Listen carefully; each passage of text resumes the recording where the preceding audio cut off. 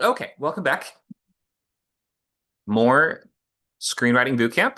We're starting off our new one strong, hopefully, with a new year that is combining both screenwriting and TV writing into the same class. So whether you're writing a pilot or a feature film, then in 8 weeks, you're going to have a finished script. That's the idea of this program. And this is our kind of bread and butter, most basic program that we do here. This is the first one that we started with, and the one that we will pretty much always have going here at Script Camp. However, we have our certain like yearly fees and things we're trying to pay off for our streaming service, which is how we're able to broadcast these on many different social media sites such as Twitch, Twitter, Kick, Discord, and other places like that. So we have a pledge drive going on right now to meet our goal by the end of the month. So we'd love for you guys to sign up. Check out our website to enroll and donate at skillca.mp. We are a nonprofit, so we do rely on members like you to keep these programs going.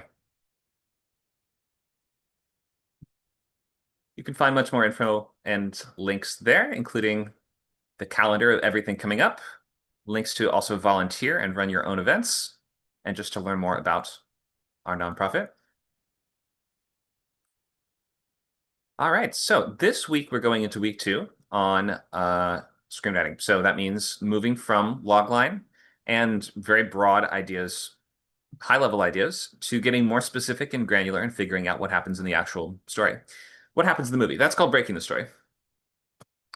So this time we will be looking at story beats, and looking at some new exercises and examples around story beats and figuring out how to essentially go from logline to a full sense or a full map of the events of the story and the right order that they should go in, the way that they connect to each other, and how everything shakes out in the end. Okay, so that's what structure is going to be providing you, is that connective tissue between events in the story to make sure that everything feels logical and coherent, and as if it is paying off the things that it's setting up, meaning we are looking at the first act as a place to find our footing and understand who the characters are and what they want and what's in the way. In our act 2 is when your characters will be challenged and tested by the crucible of the conflict. And in order to sort of succeed in Act 3, they will need to use the tools and discoveries they've made along the way.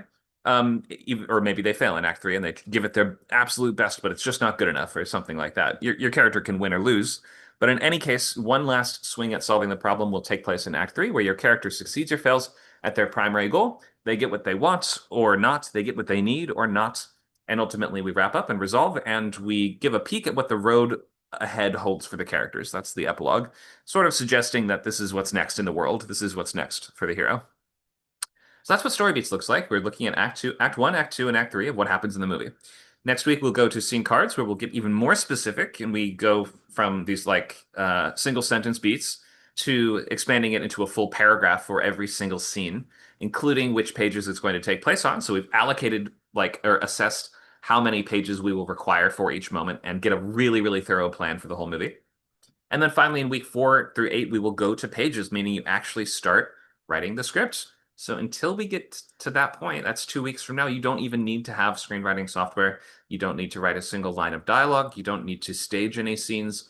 You don't really need to get that granular with it yet. So we're layering the complexity on one level at a time, starting with that strong concrete foundation of the logline and building on top of it with story beats, scene cards, and then when those are all really, really working well, then we will go to pages and spend 4 weeks doing the actual script, writing about 3 to 5 pages a day. Okay, hope that makes sense to everyone. Seeing a comment in the chat, I can't hear anything. I don't know if it's on my side. Can I just make sure, can anyone hear me at all? I can hear you. Yeah, it's on. Okay, I just turned off my mic. all good. Thank you, guys. I will let Kirsten know, maybe try reconnecting. Okie doke. Before we go any further, any questions on the overview of the bootcamp?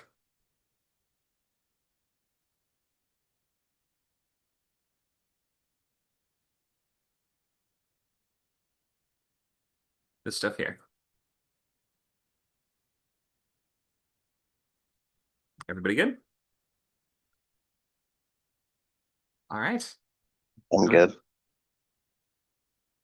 Okay, so we'll start with our check-in today. So we'll ask, where are you with your movie? What is your logline all ready to go? And are you well on your way with story beats, or have you not started them yet? Or just you can tell us wherever you've landed on that, and hopefully we'll get you to that next step today. So if you're a little behind and you don't even have a logline at all or something like that, maybe you can walk away today with a better sense of what that logline will be. Or if you have the logline ready, then and you have questions about story beats, then we can hopefully resolve those today and set you up for success in writing those over the course of the next week, because you have 1 week to do this before we go to the next step. So we'll check in and ask simply, are your premise and logline working? Any questions or issues there? And what scripts have you read recently? Those are the three major questions that we'll be asking today. So be prepared for that. We're going to go down the list in order. We will look at an example of story beat outlines. We won't spend way too long on it, but just to give you a sense of what they look like if you don't know where else to start there. We're going to go right pretty soon into just breaking a story. So we're going to break a brand new story today. I have like a silly plot line to use as an example of how we can go from logline to outline.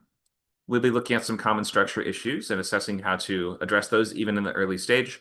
And then we'll have time to workshop your loglines, story questions, or scene cards at the or story beats at the end. Hopefully getting ready to move ahead to scene cards and working through any obstructions or things that are getting in the way of that this week. Okay, that's the plan for today. Later today, we do have a novel class as well from 3 to 5. So two boot camp classes per week.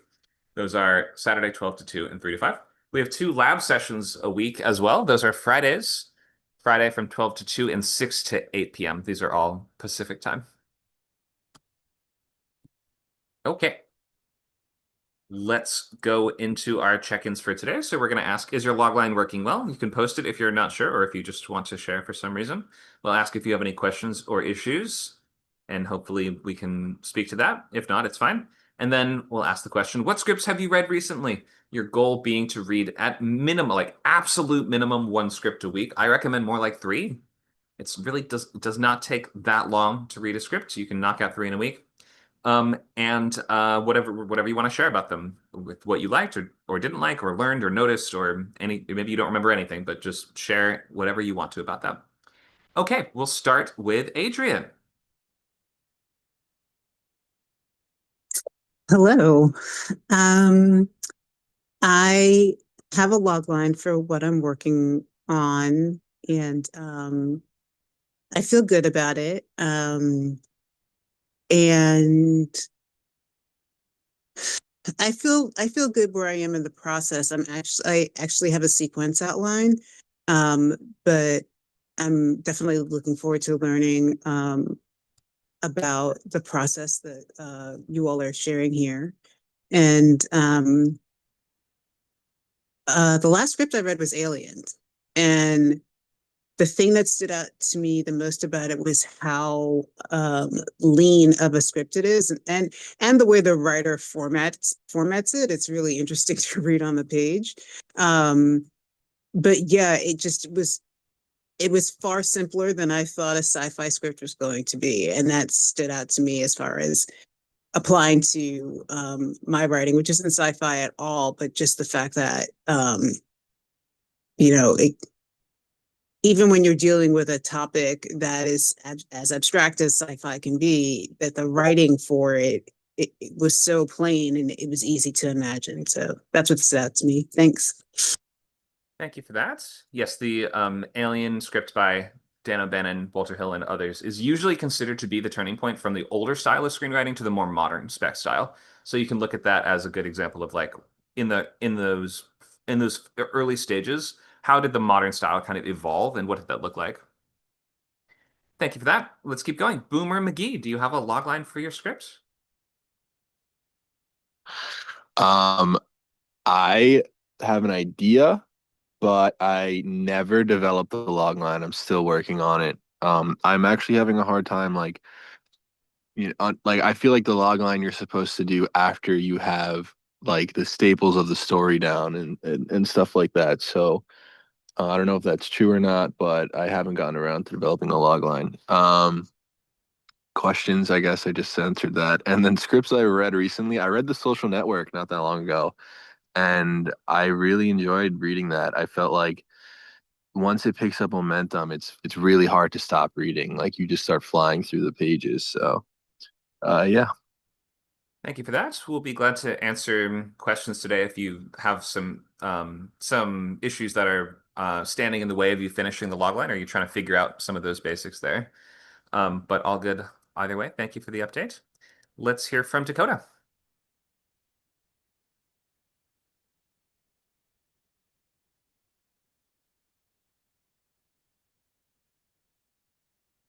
Okay, maybe he stepped away. We'll come back. Let's go with Luke. Hello, I posted my log line. We've looked at it before. Started pages, but I lost the cold open that I rewrote for this. I have no idea if I didn't save it or if I saved it as something else. I searched trying to find it, but I could not. What Um, program were you writing on, or what processor? writer solo. There was an issue with this one because it was like saving it as a different script title for some reason. But yeah, I think I just didn't save it. I looked everywhere. Does it have Anyway, cloud backup? it used to. It Hmm. is no longer doing that. Anyway, I am in a weird phase where I kind of hate everything that I read currently. The last script I read, partially was The Black Echo for the script spotlight. And before that, we did, did we do uh, alts? Maybe I think we did something in between, but I don't remember what it was. The Black Echo alts was pretty funny, but I did not like the Black Echo. The prose on the page looks really nice. It's very clean and nicely formatted and ultra minimalistic, and I can't praise the action lines enough. But the actual content of the movie that I was reading just immediately put me off, so I didn't make it very far. Um, and the dialogue, there's nothing that grinds my gears more than a bunch of like macho meathead action caricatures or like truckers in space doing their jargon at each other. Immediately pulls me out. But that's the last thing I looked at screenplay wise. I have a giant backlog and I kind of read in fits and starts, but that's where I'm at reading wise. All good. Thank you for that. Haven't read that one myself. Looks like your logline is pretty solid, so I think you're well on your way onto the next step. Sounds good. Thank you for that. Let's hear from Megan.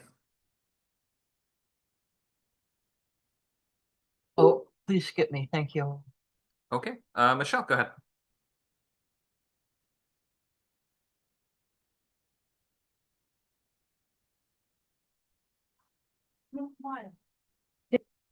Okay. All right. I can't decide which approach to take, so I have two log lines. Still, the one I've been working on, the bone cleaner, genre horror. First log line: when a detective investigating a series of missing persons closes in on a serial killer cannibal, the serial killer abducts his daughter and must rescue her before the daughter dies.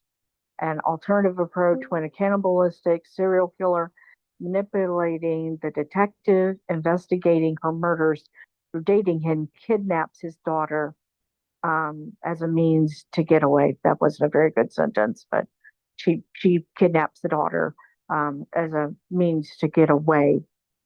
Right. Okay, yeah, the second one's not So quite a complete sentence. So I guess just in terms of yeah, which logline is more complete, the first one makes a lot of sense to me. Both of them do sort of make it seem like the kidnapping happens very early in the story, which I think before we spoke a bit about how you were kind of thinking that would be at the end. So I guess I would just kind of balance that, like try to figure out how you were approaching that. Like, if you actually think the kidnapping would happen closer to the start, then the first one makes a great logline. If it actually is not until the end, then you would need to think of a new logline that reframes this in terms of its inciting incident. wait a second. Well, okay. So the okay, so she's the killer, and the detective is closing in on her murders, and she decides to kidnap his daughter as another means of manipulating him. She's been dating him as a way of manipulating him, and so I'm thinking that she wouldn't know that that's the detective's daughter, um, Really? and that she's not going to know that that's the detective's daughter who's going to investigate her murders. Oh, you mean that she isn't 100% sure that her boyfriend will be the one assigned to the case of investigating her crimes? Right, exactly. You Okay. know, so so that's why I'm thinking that the abduction doesn't happen early; it happens at the end. So, and I don't know how to write this. How do I? I mean, when I read this, I'm thinking that, well, know that the kidnapping happens at the end. It seems like it would say that from the sentence. So the logline needs to give us a sense of what we're watching in most of the movie. You don't pitch the movie based on what happens at the end. So like I would try to figure out what are we doing in the middle of this? Like what are we mostly watching the character do? And try to write the logline around that, like putting that at the front and center. You can't write a logline around something at the end. Okay, so she's mostly killing people and eating them, Okay. and then and the um and the detective is investigating this, and there aren't a lot of clues because she keeps, most of the people, and and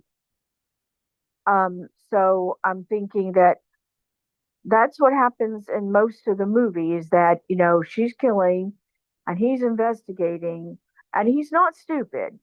Okay, it's just that she is outsmarting him. Okay. But they're not He's together, you're saying, for most of it? no, they get together fairly early, Okay. um, um, because the the serial killer brings in evidence, and this is one of the victims that that she has killed, and she knows this, so she puts the moves on him, and even though he's married, he's cheating on his wife, and so he's open to that, and so that's why she's manipulating him by dating him, by trying to find out what does he know, um, without having to, like, you know investigate in other ways. Okay. Um, I think I see. so so So if it's more from her point of view, then you need to frame her goal somehow, like considering like, is this a real relationship or is this just a means to an end? Like, is she starts this relationship with the intention of killing him or getting him off the case somehow? You could maybe frame the logline around that. Or if he's sort of more of the main character, then you could frame it as like, I've started dating this mysterious new woman. I wonder what her secret is. And it would be maybe could be a bit more about investigating that. Like the audience doesn't know exactly what's going on.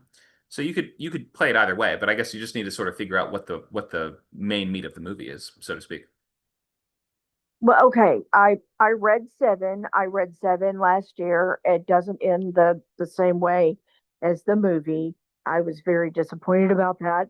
Um, and one thing I like about Seven is that the killer and the detectives, they both share about equal screen time.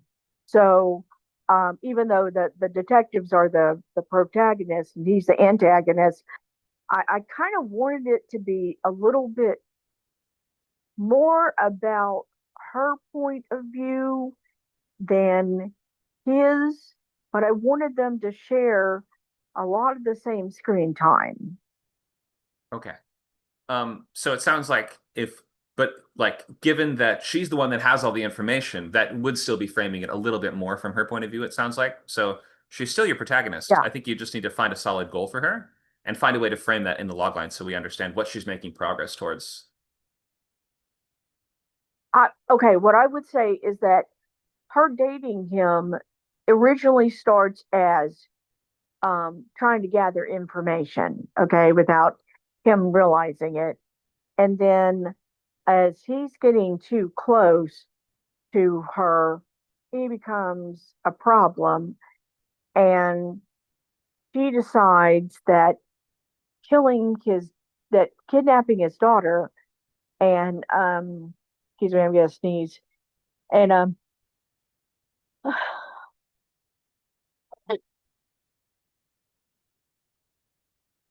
excuse me, and kidnapping his daughter and using her as a means to get away is what's going to work, even though it probably wouldn't be. Maybe it should be that she isn't going to kidnap his daughter. Maybe she's going to try and kill him. Good work.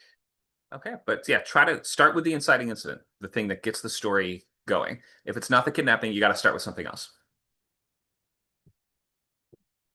Sound Okay. good? Oh, all right. Yeah, you Okay. don't have to You want to solve move it right on? immediately. Yeah, you keep thinking about that, and we can check in later if you have another draft that you want to try. Okay. Thanks. Sound good? All right, thank you for that. Let's keep going. Miss Katz, do you have a log line you want to share? I made it on the spot right now, so it may not be that good. Uh, I told you that my story is a show and each part is different. So yeah, the first part of the first the log line for the first part is a hero named called Nameless, and an adult, and the same person who's named Carl Reagans, using guns to fight crime, solving system problems permanently through violence and killing. He's suffering mental problems that affect his choices and the way he sees the world across the story. As he heal or get he's getting injuries deeper. Hero trying to help him out, but find their ideologies and their world view is different. Uh, Okay, I'm having if some trouble I, understanding you. Do you think maybe you could paste the text in the chat so we can read it? Oh, there you go. yeah, That's I helpful. did Thanks. that. And also, there's some misspelling, so tell me if you did not understand anything. Okay, I'll read it out and try my best here. So, a hero called Nameless, an adult guy named Cain Regentis, uses tools and guns to fight crime, solving the system's problems permanently through violence and killing. I need to scroll back up. He is suffering mental problems that affect his choices and the way he sees the world. As he heals or gets injured deeper, the heroes try to help him, but find the ideologies and worldview different. Okay, so you don't need to post the whole story, just the first part right now. So the basics seem to be It is a so, log go ahead. line, Right. a log line for each part of the story. That does not make any sense to do. A logline for each part of the story defeats the entire purpose of a logline. The purpose of a logline is to express what the story is overall. So unless it is like an anthology or something like that, then Oh. it could make sense. But if you're doing a logline for each part, that defeats the entire point. Ah, okay. I thought I guess I misunderstood what you said last time. That's okay. So yeah, try to think of overall, like it's okay for your hero to have different goals in different parts. That can definitely happen, but try to think of like how do we express is there one sort of central driving goal for the whole thing? Thinking of a lot of superhero stories, there Yeah. is one kind of main villain, right?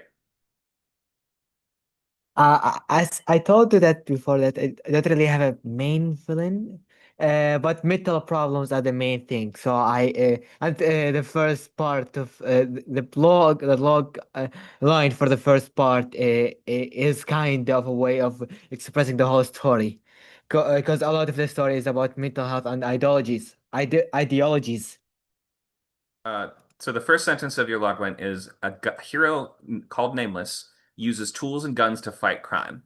So that doesn't really have anything to do with mental Yeah. health. If the main focus of the story is on mental health, then you're going to want to put that more prominently in the Okay. logline, right? So Okay, I got it. right. So if it's a drama about a guy struggling with mental health, then that should be like what you spend most of the words on. If it's about fighting crime or defeating villains, then we're going to want to mostly see that in the logline. So try to focus it Mm, on a simple, okay. tangible, concrete, like understandable single goal. And then we could understand everything else that they do as an extension of that goal or like different parts of the fight against like in that conflict, right?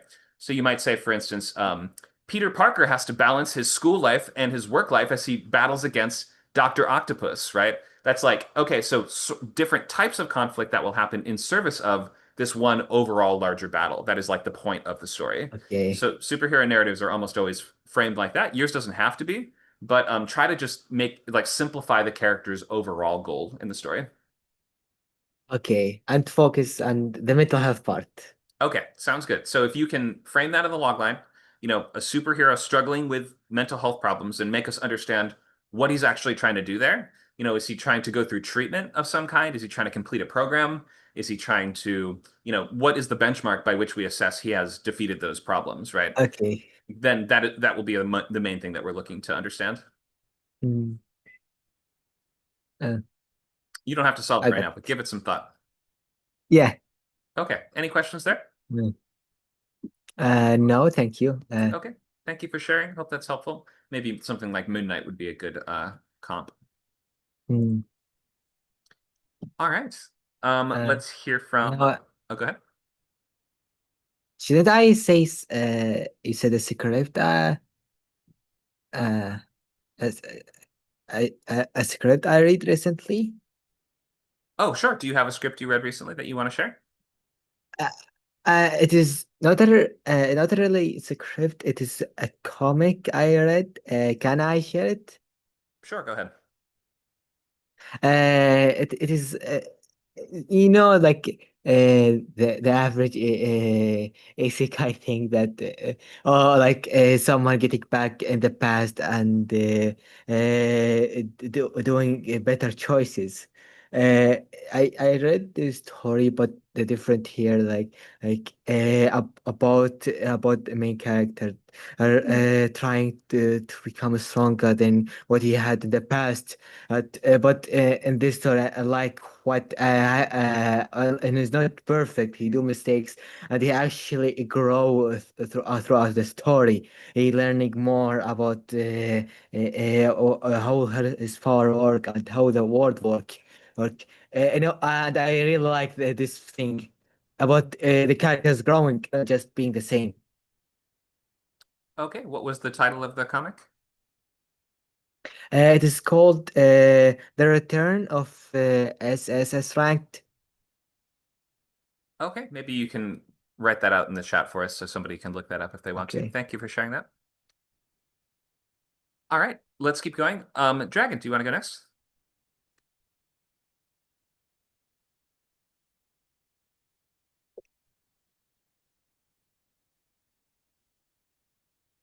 Okay, maybe they've stepped away. We'll hear from Kason.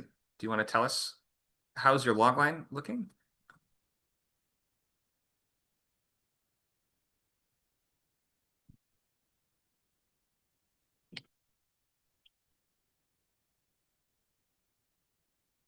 Okay, maybe they're not able to speak either. I'm seeing the logline in the chat though. Oh, go ahead.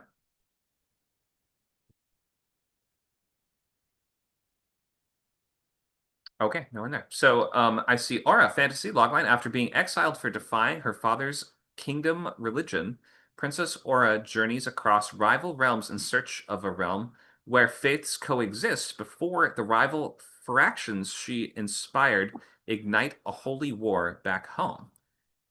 Okay, thanks for sharing that. So a couple things. First of all, I think you mean factions, not fractions.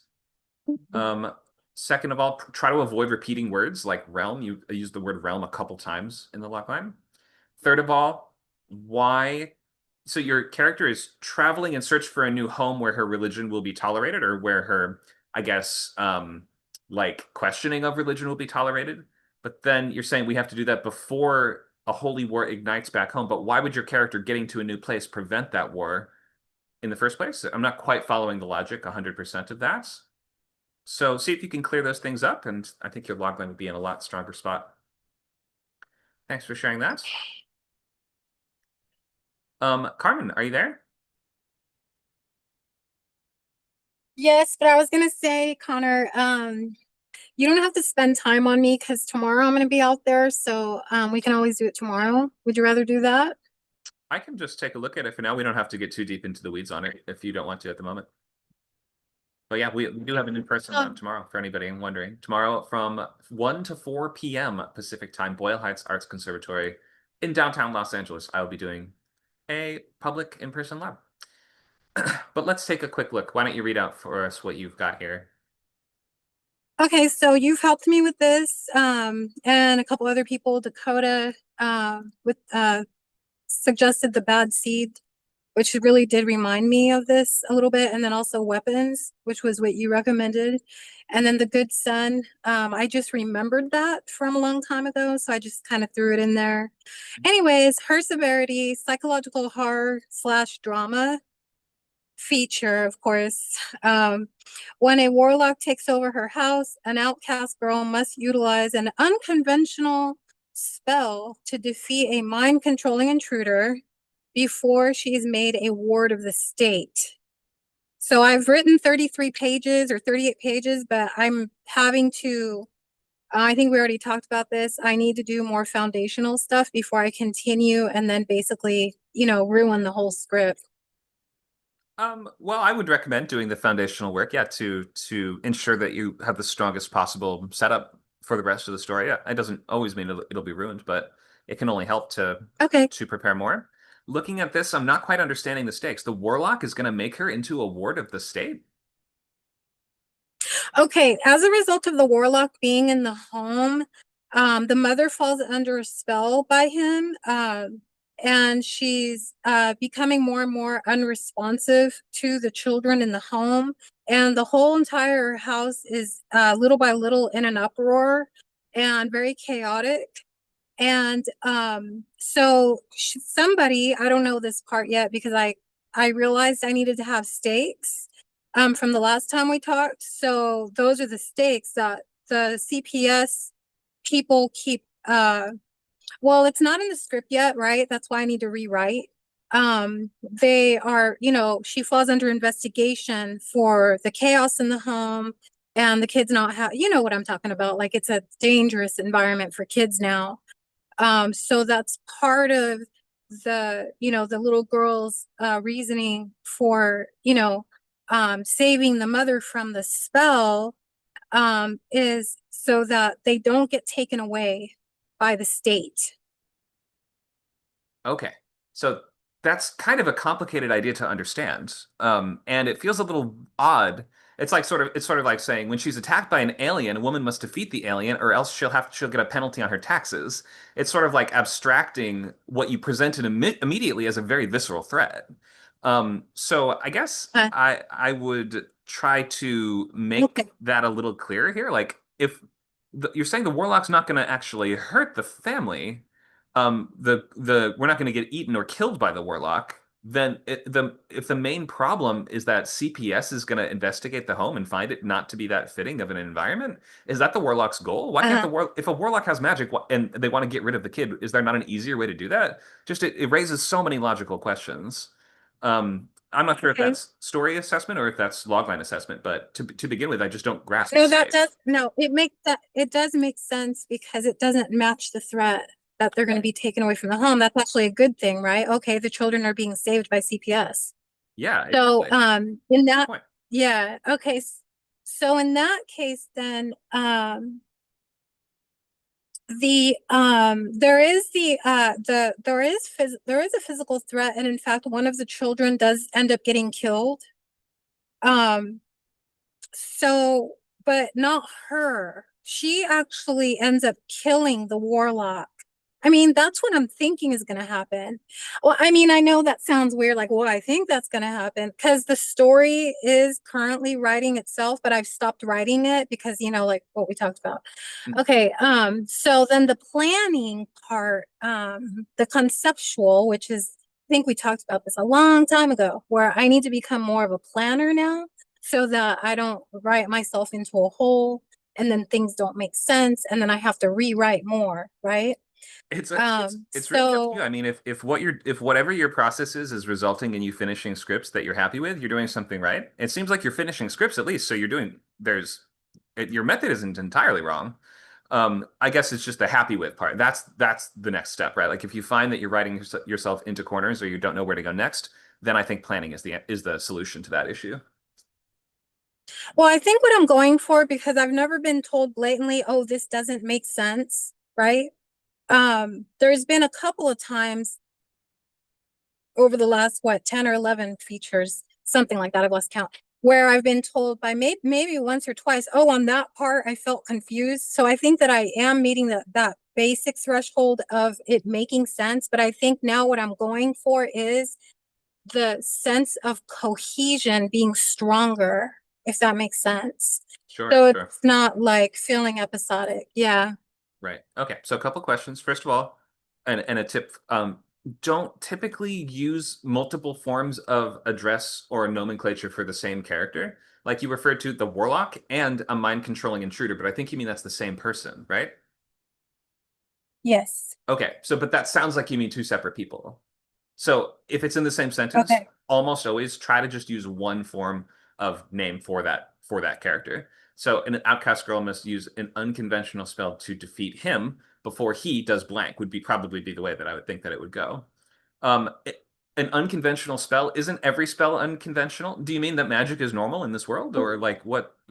That's like sort of confusing too. Well, like for us, I guess is what I was thinking. Like, I mean, because like we all have heard of or seen like certain kinds of spells like We have? in movies. And I mean, haven't we, like, I mean, like in movies and stuff. And yeah, I mean, I do come from a background of not my, I don't practice anything like that, but my family line, a lot of my aunts, dabble in that kind of stuff, and we kind of grew up with this kind of stuff, right? So yeah, I think we've talked about that in the past, but there are a lot of different kinds of like curses and spells and things, like as numerous as the numbers of people on earth, I think. I mean, Sure. I know that sounds crazy, but that's why they have the book of I know that somebody knows what I'm talking about. It's a book with blank pages, because the blank pages is the point, is that you're writing your own spells, right? Well, I have an aunt that actually has one of those, and she actually does this, right? Well, I don't agree with any of it, but anyways, the point is that going back to this is that the thing that I wanted to bring out is that because she is an outcast from the mother, the daughter has resentment toward the mother, but her overall mission after the brother is killed is to save the mom from the intruder, because she's under the spell and he's very, very abusive. So to the point of, there's the gun incident and all of that. Oh, I don't know about the gun incident. I haven't read the scripts, but I think I get what you mean, that the mom is in danger, physical danger, and the kid is trying to save the parent from Yes. danger. That all makes sense. That's all very clear. So Okay. I think that's more pressing than you're going to become a ward of the state, which would actually remove you from the situation and kind of fix things to some degree. The point is that your character is focus on your protagonist's goal and the threat to your protagonist, which in your case would be, I need to save my mom from the magic man, right? Yes, exactly. One of the people that teaches her the spells is actually, and tell me if this sounds too complicated, Connor. The person who teaches her the spells that can defeat the intruder is actually the cause of the brother's death. I can always change that and make it the fault of the warlock. He's tied into it. There's a confederacy going on here, right? And that's what I really want to get across, that there are spiritual forces of darkness confederate together to cause all of this to happen, to have to turn this house upside down, right? So that's basically what and when I watched Weapons, I was like surprised, like, oh wow, that reminds me so much of like things I was seeing in my mind for this project, right? So that you recommended that. You always do that, right? It's like you're kind of reading my mind, like I guess when I so. bring my ideas. Just like a warlock. Yeah. All right. Well, okay. I think the basics are pretty clear. I think that that what you just mentioned is a bit too complicated for the logline. Like, just focus on the warlock for the logline. That's a clear and pressing enough threat that you don't need to suggest the grand scope of everything going on. I would also just suggest just looking at the genre and stuff. Nothing here sounds like psychological horror. This just you have warlocks and spells mentioned in the logline itself. That psychological sort of has the suggestion that your character's sanity is what's at question, or like their perception of the world is kind of what's scary about what's going on. But I think if you have explicit magic, we have left the world of psychological and you're just in supernatural horror at that point. So I wouldn't Okay. personally consider this to be a psychological movie. So Okay, yeah, so couple adjustments there. supernatural horror. I would just say Okay. horror. Yeah, just most people assume horror is supernatural to begin with, so horror covers all your bases for this. Yeah, okay. So just to recap, go ahead. Horror drama, or just That's fine. plain horror. One Horror or the other. drama. Either 'Cause way. I like. Okay, so can you clarify that if you have time? Because the Sure. horror part, and my understanding is that straight horror, it's like, like slasher things, right? Where it's just like we just want to see the blood and the guts and see people screaming and freaking out. Whereas horror dramas, we're focusing more on the protagonist's daily experience, and like really taking it slow into those horror elements with little bits of like,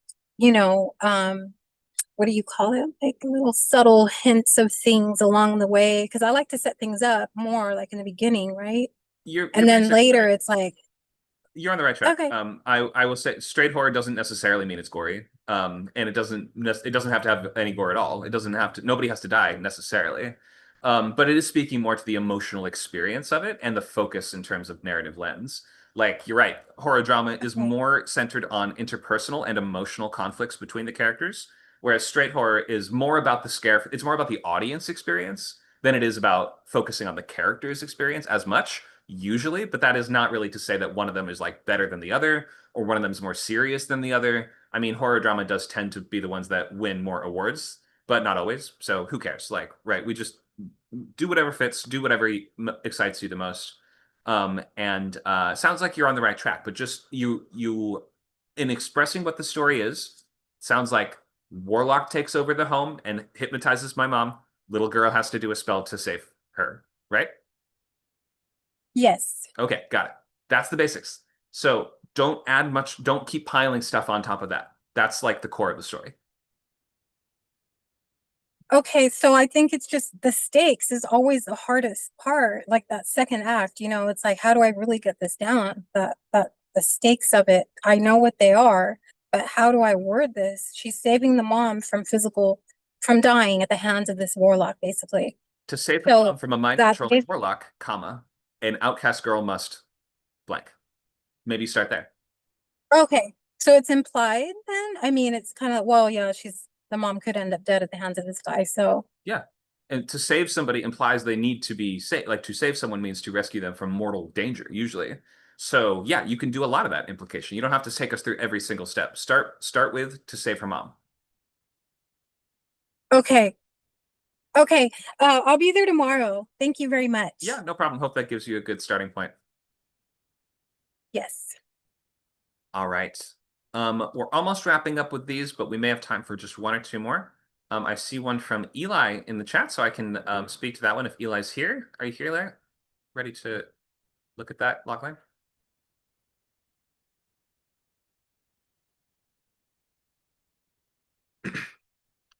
Okay, they say I am. I just don't have a voice right now. That's all right. I'll do what I can.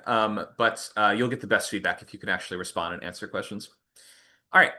Those before her psychological body horror feature. When a student's punishment for bad behavior is to pick a human for her own consumption, how can she maintain her society's standard of purity while also complying with the authorities? Wow, I don't know if I've ever seen a logline framed as a question before. Definitely frame it as a statement. Like, don't ask us. Like, don't leave it to the audience to think of the story. You have to just kind of tell us what the story is. So you can begin with the first clause telling us what gets the story going. A student's punishment for bad behavior is to pick a human for her own consumption. I don't quite even understand what that means. A student in a school was bad, so to punish that student, we're making the student eat somebody or something like that. Is that right?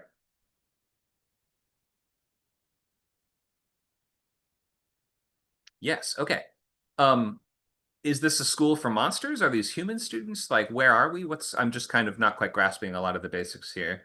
How can she maintain her society's standard of purity? Meaning, in her society, she's expected to eat the person and she'll be in trouble if she doesn't, I think, when complying with the authorities. Or the standard of purity means don't eat them, and the authorities say do.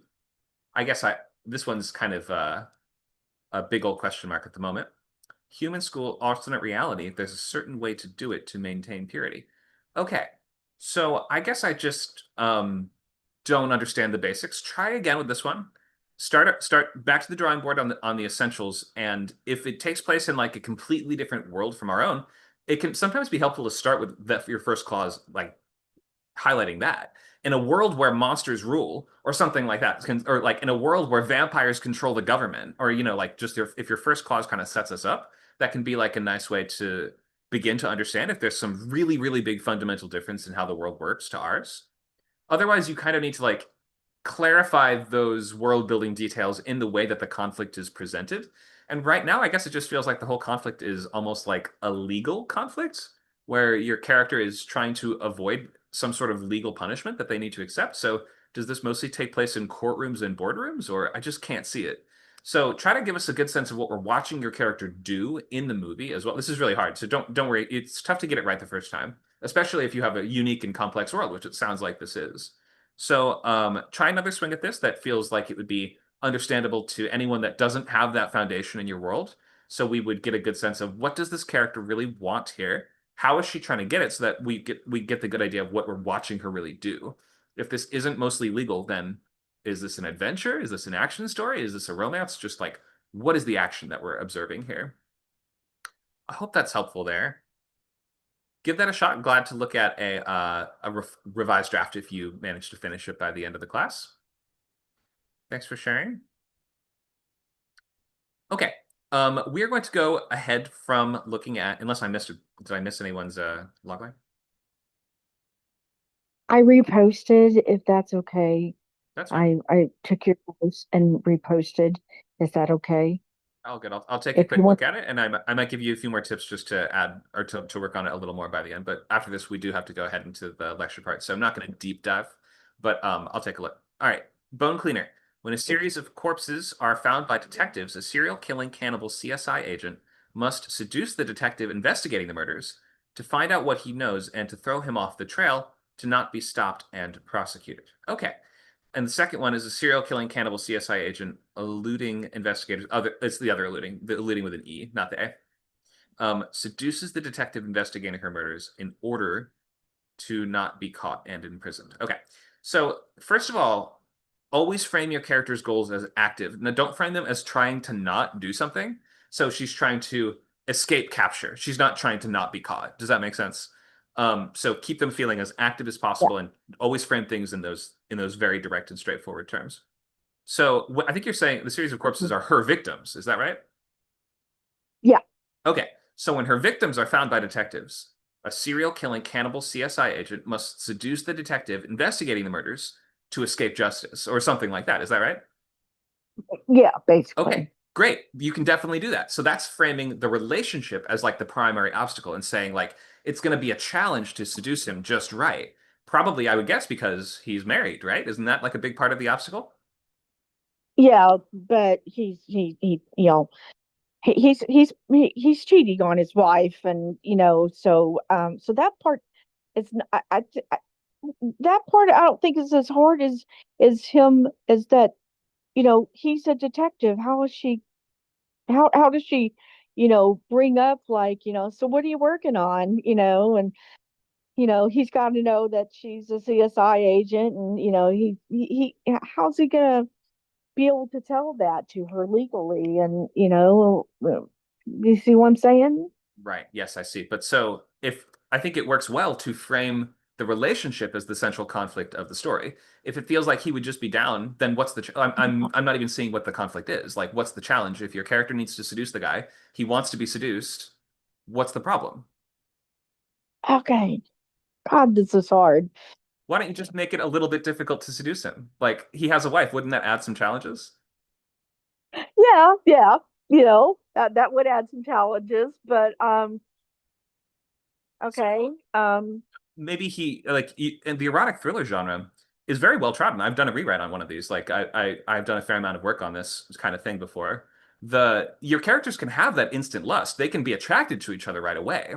But making that relationship Right. work as the foundation of the story requires obstacles. And those obstacles might be I need to keep the affair a secret. The obstacles might you have another obstacle already built into the situation, which is I'm getting closer and closer to the person that I'm investigating to, so he might realize the link between the victims and his girlfriend, right? So we won't Right. dive into it at the moment. That's already there. But I will just say, like, you have a working Yeah. premise. Just try not to like overburden it by making it more complicated than it needs to be. Your first logline sounds like the cleanest version of the story so far, but just keep it active and keep it in those positive terms, not like we're trying to make something not happen. She's trying to do something specific and concrete, which is get away with the crimes, escape justice, escape capture. And I think we would Okay. be to believe that if she did get this guy off her case, then she'd be basically safe, I would think. At least for Yeah. like, in the future she might get caught, but for the purposes of your movie, this guy is the closest to catching her, right? Right. Okay, got it. So that all makes sense. You're in perfectly familiar territory, and that's all good. Don't make it more complicated than it needs to be. I think you almost got it with that first one. Thank you. Sure. Thanks for sharing. Glad to go over that more later. All right, let's get into our topics for today. So we're talking story structure, which means that we're going from logline to an outline. I'm not going to do the deep dive on structure first. I think I'll start with more example-y kind of demonstration stuff for the moment. But I will speak at least just a little bit to the basics of this. If you're brand new to all of this, structure is your friend. For some reason, a lot of people consider it like almost a flex that they don't like structure, or they hate it, or it's the bane of their existence, or they don't believe in it, or something like that. It's there whether you believe in it or not, and it is woven into how we understand every story that exists in the universe. Like it, of course, it depends based on culture. Style, structure style changes over time. It's different in different genres and different markets and age groups, but sort of the three-act idea is always there underpinning all of this. Everything has a beginning, a middle, and an end. So this is all to help you and to make writing the movie easier, and in ensuring that you work out a really solid structure at the very start. You're avoiding that problem of I'm halfway through the movie and I don't know how to get from A to B. I don't know what's supposed to happen next. I don't know how to make this interesting. You're trying to solve all those problems at the start. In effect, you're already writing, even as of these very early stages, to try to preempt those later problems and work them through and learn your process such that you can foresee those issues, and in the next movie you write, you can plan for that even earlier. So by outlining, you're learning how to outline and learning how you personally outline. Okay, a log line is a really helpful first step, though, because it already provides you a head start in terms of your inciting incident or catalyst. Your adjective protagonist tells us who is your character at the start of the story, more or less the first 10, 15 pages. Must conflict tells us what they do in Act 2. What is the main obstacle, and what are we really watching them do in the movie? Before stakes is the last part of the basic logline template that tells us what happens if they fail, or if they don't act, or if they just leave the movie halfway through. Like, this is sort of leading up to that all is lost moment, which represents the fact that they've either now failed or they're on the verge of failing. We are also suggesting what the consequences of that all is lost moment might kind of be. So by including the section, must conflict before stakes, you're giving us a pretty good sense of both Act 2 and where the movie builds to in preparation for the finale. I can do a little more demonstration here. I thought maybe we would do a quick demo with a really clear premise. So I've started with a logline. This is called Honey Heist, and it is partially based on a one-page role-playing game by Grant Howitt. So credit to him on that. Bears do a heist to steal honey is basically the extent of it. My comps are Paddington meets Ocean's 11. And the logline is, when a greedy honey farmer devastates the forest, A slick-talking bear, this retired thief, must gather his old team for one last job, take down the company, and save their home. Okay. Pretty familiar stuff, right? What are we? It looks like Fern Gully. What's it like? Paddington has that sort of environmentalist element to it to some degree. I think that we see a lot of the basics here, and we're in the very familiar structure of the heist story. So it's helpful to use these archetypes. If you don't know where else to start, then just pick an archetype that you know. What have you watched a lot of? You know, do you watch a lot of kung fu adventures? Then that's something you can try. Maybe do a different version of that. Have you ever done a kung fu movie about food in a kitchen? You know, a potato quest? I don't know. That could be cool. You know, think of something you like and something you're familiar with and ask how they could fit together. And just writing a lot of those and figuring out the story beats. Moving on to the next one, once you feel that you have the story down solidly, that's a nice way to build your skills and to practice. So let's look at some of the essentials here. We are assuming the logline template is when or after inciting incidents, an adjective protagonist must conflict before stakes. Okay, let's ask some questions. What's the inciting incident that starts off the story?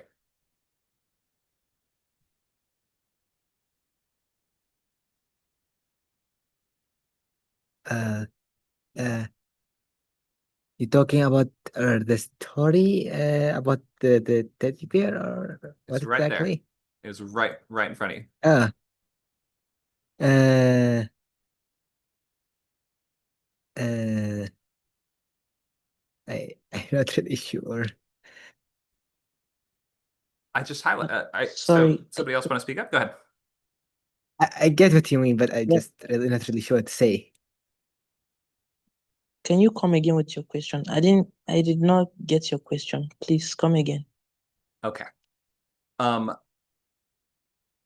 right. I will do my best for this slide, and then we're going to move on from this and not spend too long on this. But the point is that we are assessing the different parts of the logline from just looking at a brand new logline for a theoretical movie. If we remember, the first part is when or after the inciting incident.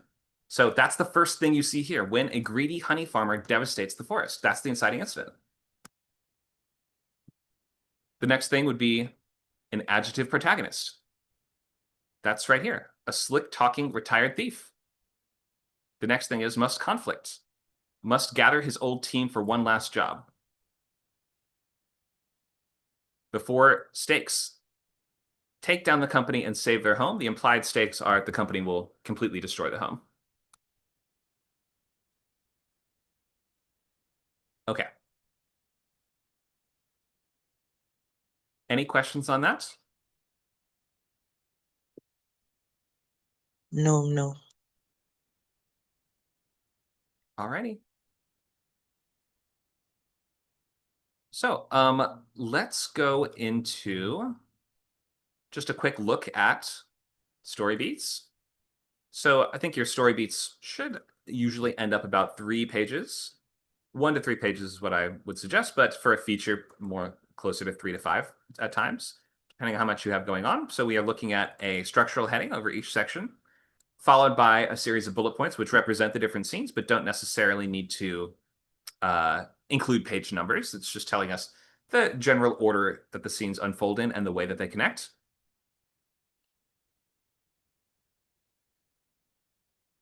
You've got 3 pages for this. Of course, your biggest sections will be finale and premise scenes. The middle of the movie is the movie, as we say.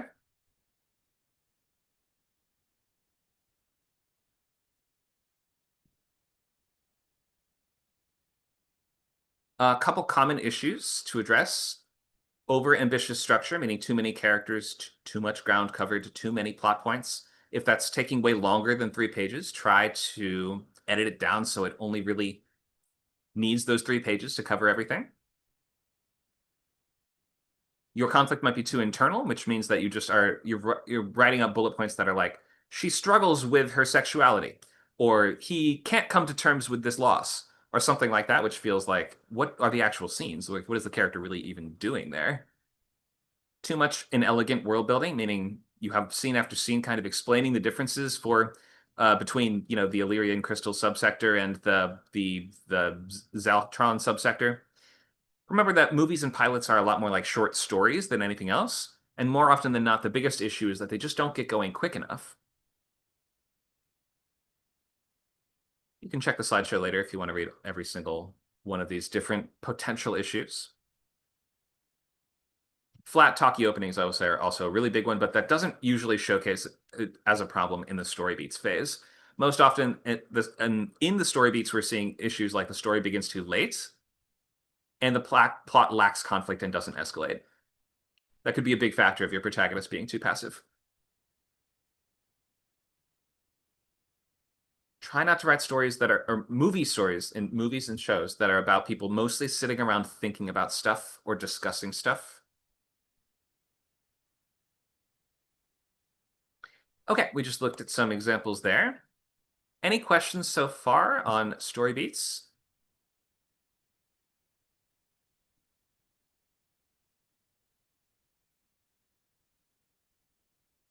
Why is Act 2 so long? It's basically like 2 acts. Yeah. Why is Act 2 so long?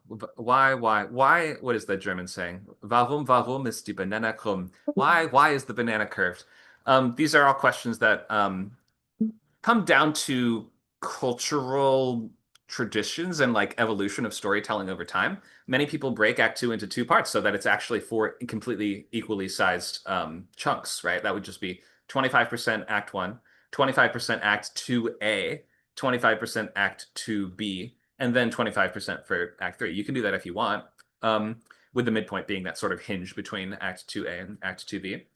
I would say because we want to spend most of the time in the middle of the story because we look at the other parts of the story as architecture that supports that middle. So if we look at the intro as setup of that middle or of the movie, and as Act 3 as payoff of the movie, then we would think of like the main experience that we're in for. Something about the timing of that just means that like we are culturally trained to expect and enjoy the middle part as like the main experience. I don't know exactly why that, or like all the factors that necessarily go into that, but I think that just the answer is just expectation and repetition over time. Like that's just how we expect stories to go. And maybe when you sort of when you pitch someone something, that's what they expect to spend most of their time doing. And the easiest way to pitch a story is using its second act as like the centerpiece of it. So yeah, I don't have a great answer for that one. That's all I got. I think that makes sense. Kind of just cuz is the answer. Because Act 2 is the movie. Yeah. So Act 1 is like the buying the ticket, you're settling down in your seat, and Act 2 is in the movie like begins, and then when we break into 3, that's when you're starting to get kind of like antsy in your chair and you're starting to check your watch, like how long does this thing have left in it? And then Act 3 is all about paying it off and like finishing strong and getting out early. Like you want to same as on a scene by scene basis, you want to sort of get in late and get out early when it comes to like the overall movie story too. Good question though. Some of the good questions just don't have great answers. Anyone else want to ask anything on structure that we've talked about so far?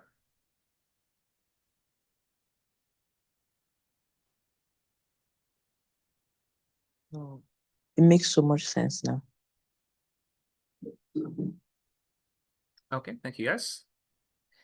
Let's go a little bit into blockbuster moments. We will end with discussion and lab 2 look at your story beat questions and resolving issues, logic, or other story problems that have come up.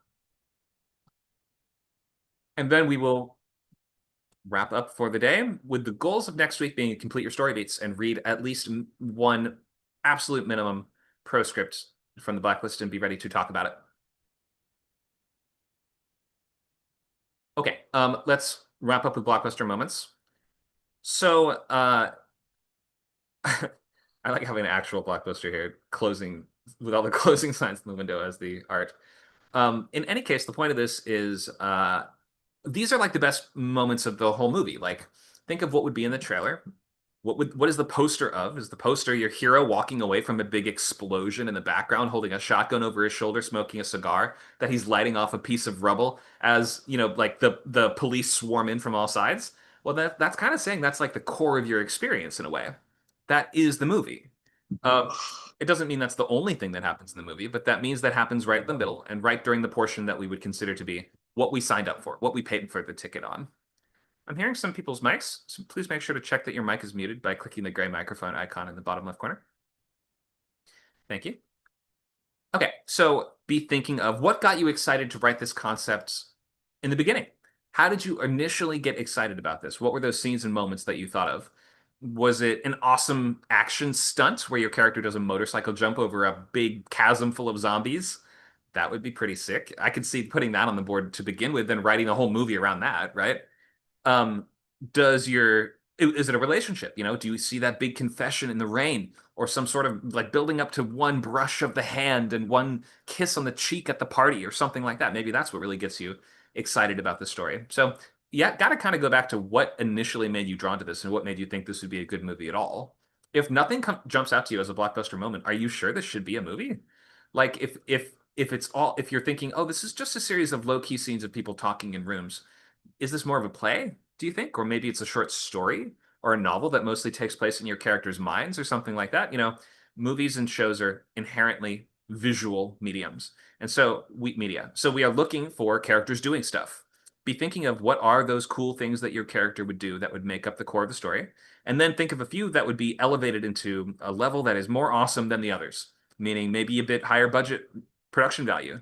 This could be something that required a little more CGI or a stunt, or maybe it'd be a really funny sequence where we would really get the audience rolling in the seats of what you roll in the aisle, not the seats of the theater kind of thing. You can think of just like all of the games that only make sense or that could only work with your premise. So always be going back to what's only possible in my world. Vivian makes a great point. Actors want to do cool stuff. Yeah, exactly. And actors will be sold on the blockbuster moments the same way the audience will be sold on the movie via the trailer. You have to imagine that the script is trying to sell the actors on this could be you on screen doing these things. So what are those awesome things that they're doing? So think of these will probably be a couple in your premise scenes, a couple, maybe one or two during your finale, and then the rest are kind of wherever you want them to be. Usually they won't be as much in your first act. There are some exceptions to that. There are some ways that your first few scenes can be this blockbuster moment. I can think of examples of that. Horror movies are great at that, by the way.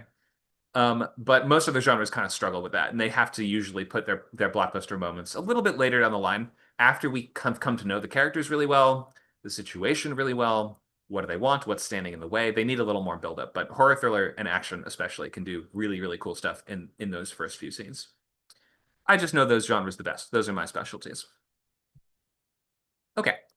So be making lists of cool moments. They don't have to fit into the overall outline yet, but at the early pre-writing stages, unless you can come up with a bunch of awesome moments that could feel like they could fit anywhere within the movie, or that feel like they could only happen within your movie, that feel like they really communicate the idea, then the premise might not be working. There might be something just off, which is why that we try to layer each step one at a time to assess, like, are there any major issues in the premise at this stage or at this stage or at this stage.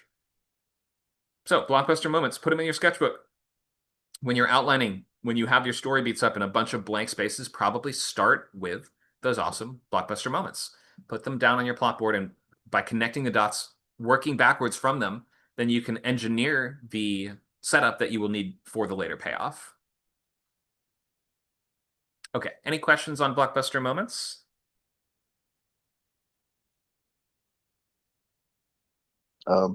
Dialogue lines Ooh. can count, right? Especially in drama.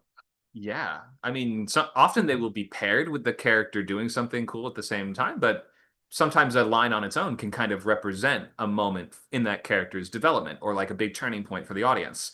So yeah, lines of dialogue can absolutely be connected to blockbuster moments.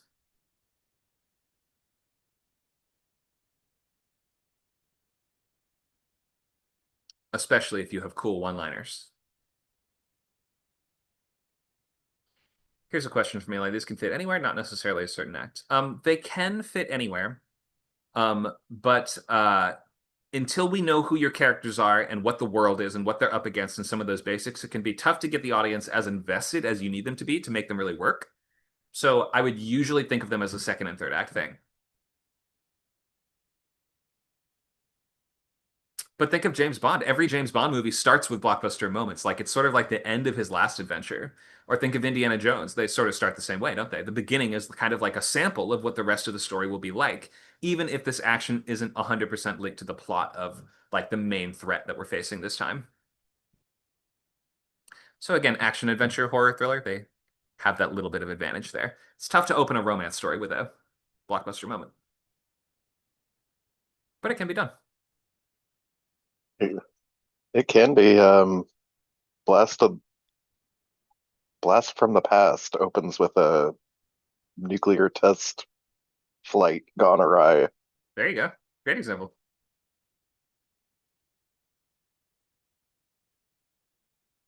All right. If there's no more questions, we'll open it to discussion. Anybody feel that they have anything they want to ask on story structure? Do you feel that you're ready to break your story or need extra help on that?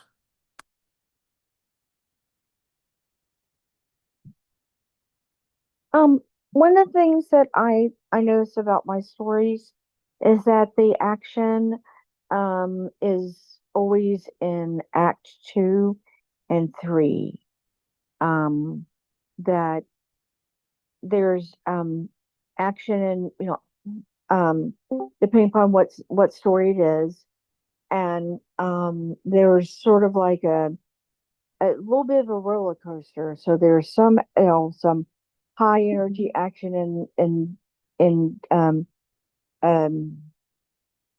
in part 2, and then at 3, yeah, there is basically that. Yeah, there's some, there's midpoint, but there's like a little bit more of a roller coaster in between. um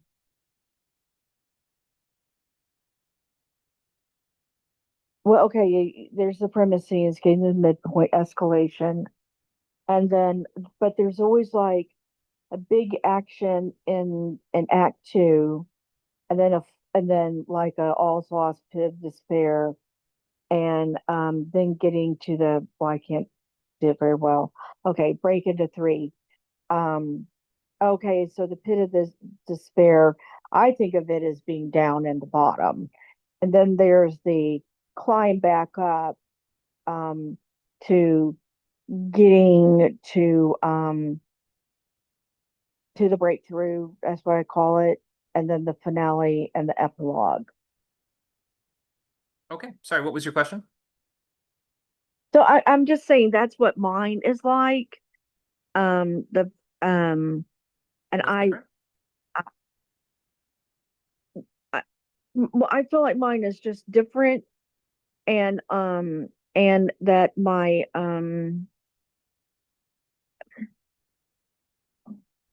escalation, all's lost, pit of despair, break into 2.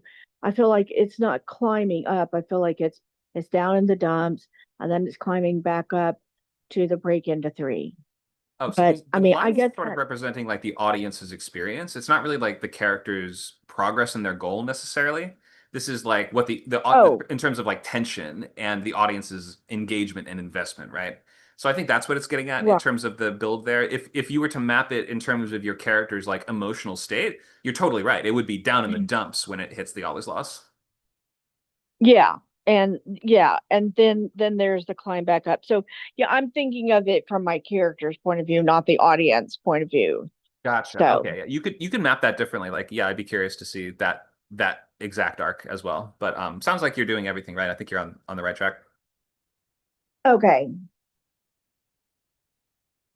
But and it's not just for movies, it's also for novels too. Everything. Novels, anecdotes, short stories, plays. This is three act structure that maps to like this is like a concept in Western narrative. So not every Hmm. culture in the world uses this, but we are sort of culturally attuned to this model very, very closely. Hmm. Okay, thanks. Thank you. All right, other questions? We got someone that wanted to look at a log line. Okay. Glad to take a look. Is it Eli? Go ahead, Eli. Okay, I Yeah. think Eli was not able to speak on the mic, so I'll just read the logline out. Oh.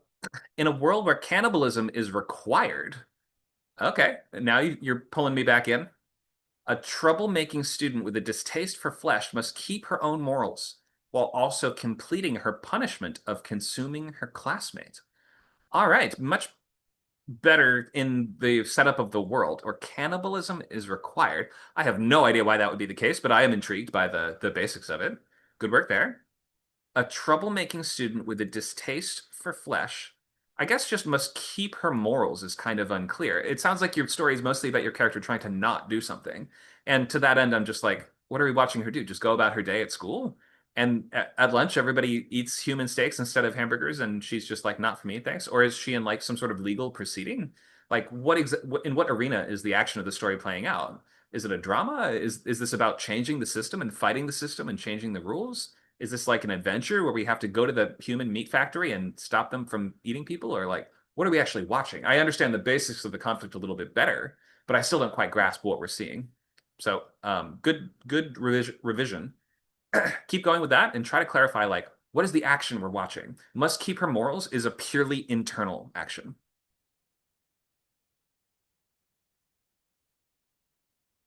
Hope that helps there. Help her fake her death. Luke suggests that'd be cool. That's a clear external action. Whatever you want. Yeah, we'll take anything. Yeah, make sure we know. We can't know what the movie's about unless we know what we're watching your character do.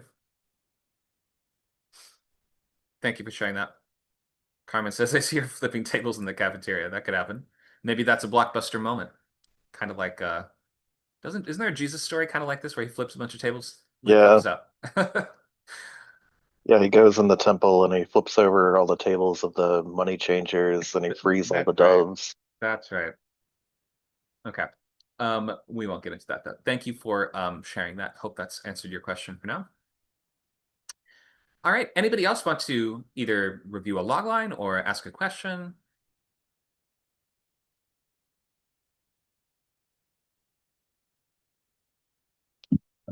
Hey, how do I control character pacing? I mean, I have a character, so how do I control the pacing of that character, what the character does, what the character doesn't do?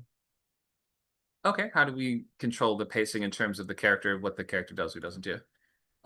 So I think my answer is always going to be structure, pre-writing, and outlining at the start. If you're looking at each of these beats as a measure of your protagonist's journey, then this should sort of tell you emotionally where they're at in each part of the movie.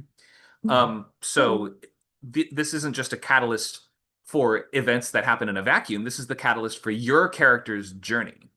And I would be thinking of each of these as an emotional moment within your character's journey.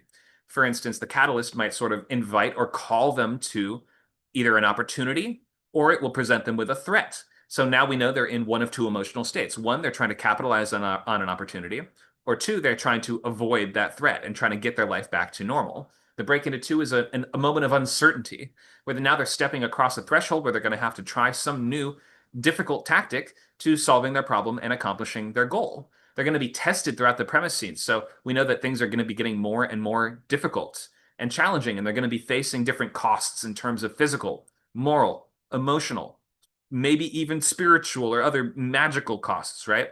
Working up to the midpoint, which should be a moment where they can look back at how far they've come, but also assess the difficulty and challenge of everything coming up.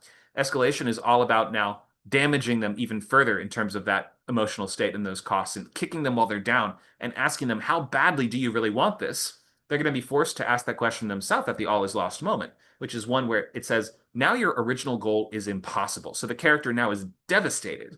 So I think that structure is not only a map of what happens on that external level, but it's a map of the sorts of things that should be happening to create a certain kind of emotional experience for both the audience and also your lead character, which is why so often we're asking the question, whose movie is this? Whose journey is this?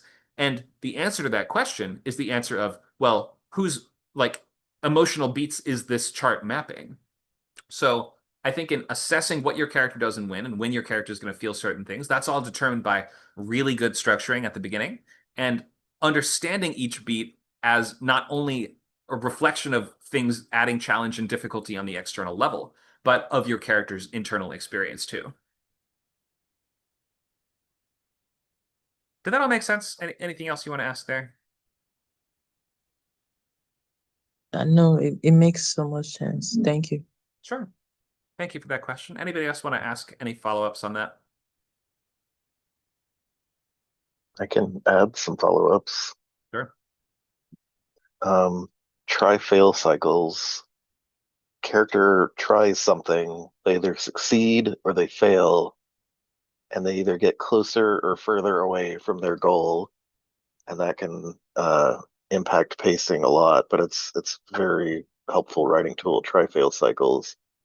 Also, you can pace out a scene by, you know, introducing setups and characters and describing the scenery, or you can go through a whole bunch of time quickly by just doing a montage, just little bullet points of shots that happen. I don't know if that makes sense.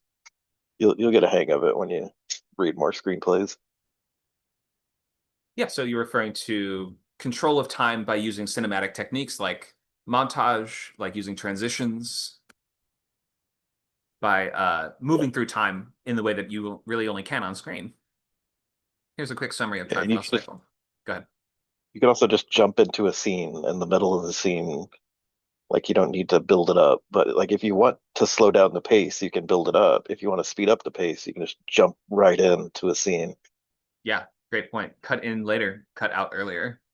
That's a great way of doing it. Consider you don't need to watch, knock on the door, say hello, come sit down, get a glass of lemonade, start talking. We can just cut right to the middle of that conversation. Exactly. Nice tips there.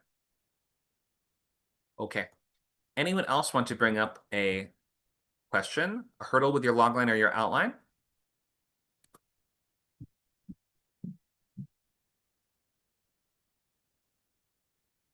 I'm still kind of struggling trying to fix my pit of despair, but I don't really think now is the time to do that. I'm too scattered today. Okay, all good. Up to you. I have a question. Oh, okay. Go ahead, Go Vivek. ahead. Sorry.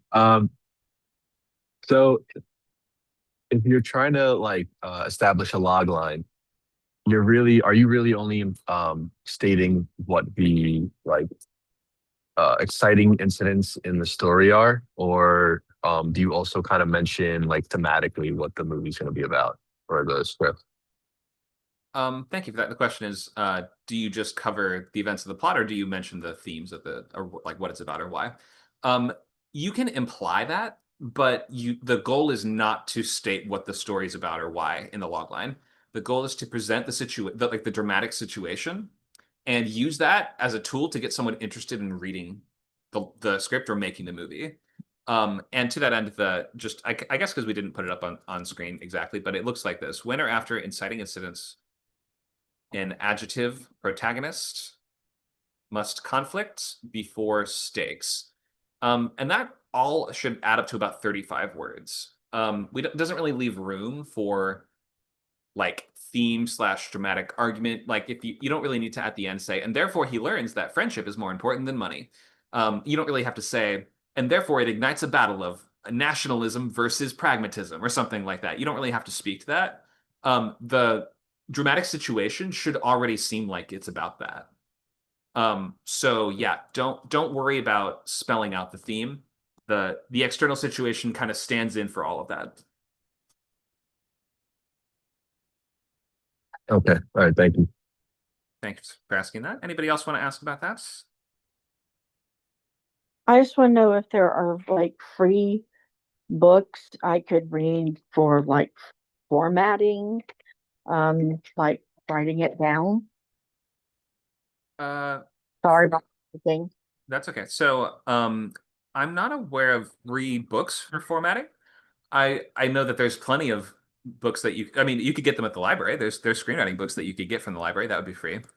But in terms of like formatting on the page, what I would really do is read scripts, and read modern recent spec scripts. And don't read stuff. I guess we did talk about earlier today how kind of the script for Alien and Aliens is like that turning point from old-fashioned spec style to more modern screenwriting style. So I would read stuff post Aliens if you can. But in any case, I think scripts will give you all the tricks and tips that you need to know. If you're unsure about anything, then the scripts will have the answers. Yeah, I thought I had more to say on that. I guess I don't. I would read scripts instead. You don't need a whole book just to teach you how to format. Okay. It'll go much quicker. And also, they're mostly, you're not going to like every script you read, but some of them are really entertaining. So a lot more interesting than just reading a format book. Just don't read Bato Bato if you're trying to learn how to format. Okay, that was a controversial one, wasn't it? In our writing club or spec reading club. Yeah. And that is something worth speaking to, like reading blacklist scripts. Sometimes you'll see crazy formatting on the page. And I guess something to take away from that is I would suggest the takeaway from that should be, wow, look at everything that's possible in this medium. Isn't that cool that these things are possible? When some people read those, they immediately, for some reason, get almost angry. They're like, why can pros do crazy stuff? But if I did this, everybody would say it was bad. But then they've never written a script before and their writing is just not that good. So it's like, well, maybe that's why. It's not just that, like, formatting is such a silly thing to worry about. If your writing is excellent, you can format it kind of however you want in a way. Not any way you want, but you get a lot more freedom. And when you're learning the basics, it's usually going to be recommended to learn the essentials of the format before breaking it. Once you know it, you can break it all you want. That's kind of like the common wisdom there. So in any case, I wouldn't take the fact that a blacklist script has weird formatting as meaning this is a bunch of bullshit, for instance. This must be bad. They must not deserve to be on this list. They must not know what they're talking about. They must be nepotism babies or whatever it is, right? You should look at those as, wow, interesting. When I get to this point, that's cool. What I will eventually be able to pull off. I would look at it that way.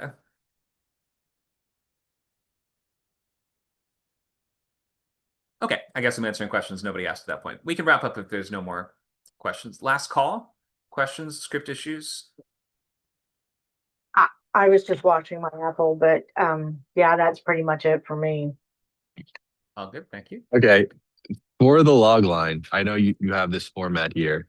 I've read log lines where like they don't necessarily follow that format like word for word. Are you specifically for this exercise want us to like format it like that, or can we get a little more creative with it, or So log lines that you see in the world come in many different forms and with many different purposes and functions.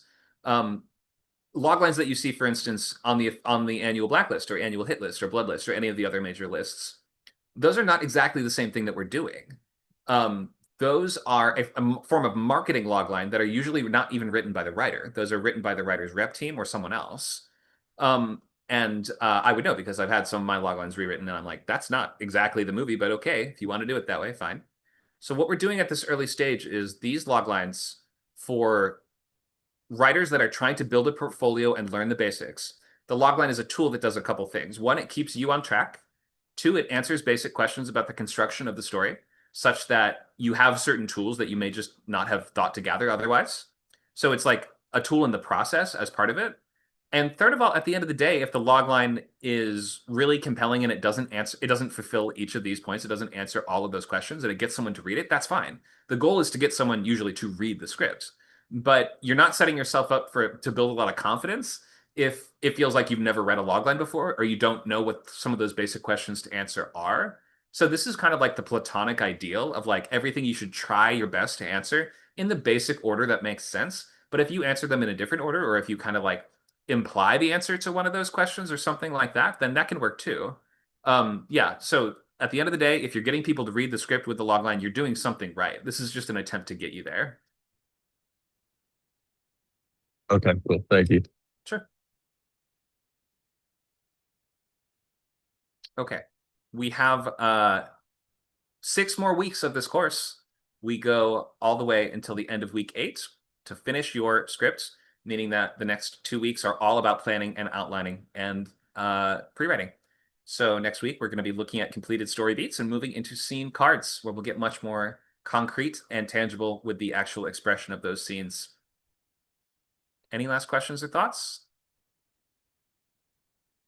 Yeah, I wanted to ask, when writing a story, do you give every single character a backstory? For example, like, do you have to explain what happened, what is the motive of the character and everything, or do you just choose few characters and give them a backstory? I What think, do you yeah, think? more along the lines of just choose the most important characters to actually develop a explicit backstory for. Almost everybody else in a movie or show, you can get away with just maybe like an idea of what their backstory might be like. You don't have to work out a full history for everyone. So yeah, maybe think of, for instance, a couple details about them, like a few bullet points, upbringing, culture, kind of basics like that. And then, yeah, you really only need in a movie at least, you really only have the ability to deep dive into a few characters.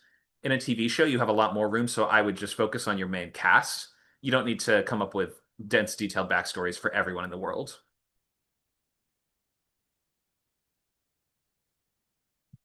Thank you for the question. Last call. Anyone else have questions?